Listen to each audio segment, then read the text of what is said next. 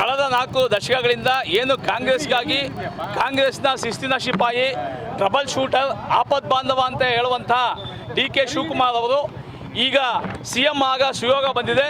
ನಮ್ಮ ಕನ್ನಡಿಗರಿಗೆಲ್ಲ ಬಹಳ ಖುಷಿಯಾದಂಥ ವಿಚಾರ. ಯಾಕೆ ಅಂದರೆ ಕಳೆದ 3 ವರ್ಷ 2 ವರ್ಷ ಸಿದ್ದರಾಮಯ್ಯ ಅವರಿಗೆ 2 ವರ್ಷ DK ಅವರಿಗೆ ಅಂತ ಮಾತುಕತೆ ಆಗಿತ್ತು. ಆದರೂ ಸಹ 6 ತಿಂಗಳು ತಡವಾಗಿದೆ. ಸಿದ್ದರಾಮಯ್ಯನವರು JDSನಿಂದ ಕಾಂಗ್ರೆಸ್ಗೆ ಬಂದು ವಲಸಿಗರಾಗಿ 5 ವರ್ಷ ಸಂಪೂರ್ಣ ಅಧಿಕಾರನ ಅನುಭವಿಸಿದರು. ಜೊತೆಗೆ ಈಗ 3 ವರ್ಷನೂ ವಹಿಸಿದ್ದಾರೆ. ಅವ್ರಿಗೂ ಒಳ್ಳೆಯದಾಗಲಿ ಬಿಟ್ಕೊಡ್ತಾ ಇದ್ದಾರೆ.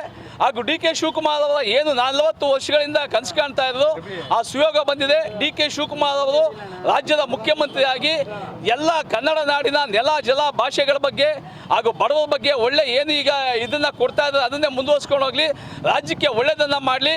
ಈ ದಿನ ನಿಜಕ್ಕೂ ಅವರಿಗೆ ಸಲ್ಲಬೇಕಾದಂಥದ್ದು. ಯಾಕಂದರೆ ಕಳೆದ 40 ವರ್ಷಗಳಿಂದ ಭಾಳ ಕಷ್ಟಪಟ್ಟು ಕಾಂಗ್ರೆಸ್ ಪಕ್ಷವನ್ನು ಕಟ್ಟಿ ಅದರಲ್ಲೂ ರಾಜ್ಯಾಧ್ಯಕ್ಷರಾದಂಥ ಸಮಯದಲ್ಲಿ ಈಗ ಅಧಿಕಾರಕ್ಕೆ ಬರೋಂಥ ಸಮಯದಲ್ಲಿ ಏನು ಅವರು ಮೊದಲೇ ಹೇಳೋದು ಚುನಾವಣೆಗೆ ಮುಂಚೆನೇ 135 ಸೀಟ್ ಮೇಲೆ ಗೆಲ್ತೀವಿ ಅಂತ ಹಂಗೆ ಹೇಳಿ ಗೆದ್ದಂಥ ಏಕೈಕ ವ್ಯಕ್ತಿ DK ಶಿವಕುಮಾರ್ ಅವರು ಈಗ ಆದಷ್ಟು ಬೇಗ ಇಂದು ನಾಳೆನೇ ಪ್ರಮಾಣ ವಚನ ಸ್ವೀಕರಿಸಲಿ ಅಂತ ಯಾವುದೇ ವಿಘ್ನಗಳಿಲ್ಲದೆ ಸಿದ್ದರಾಮಯ್ಯನವರು ರಾಜೀನಾಮೆಯನ್ನು ಕೊಟ್ಟು ಯಾವುದೇ ವಿಘ್ನಗಳಿಲ್ಲದೆ DK ಶಿವಕುಮಾರ್ ಅವರು ಮುಖ್ಯಮಂತ್ರಿ ಆಗಲಿ ಅಂತ ನಾವು ಇಂದು 101 ಗಣಪತಿ ದೇವಸ್ಥಾನದಲ್ಲಿ ವಿಶೇಷವಾಗಿ ಪೂಜೆಯನ್ನು ಮಾಡಿಸಿ 101 ತೆಂಗಿನಕಾಯಿಯನ್ನು ಹೊಡೆಯೋದ್ರ ಮುಖಾಂತರ ಅವರು ಬೇಗ ಇಂದು ಅಥವಾ ನಾಳೆನೇ ಪ್ರಮಾಣ ವಚನ ಸ್ವೀಕರಿಸಲಿ ಅಂತ ನಾವು ಆರೈಸ್ತಾ ಇದ್ದೇವೆ.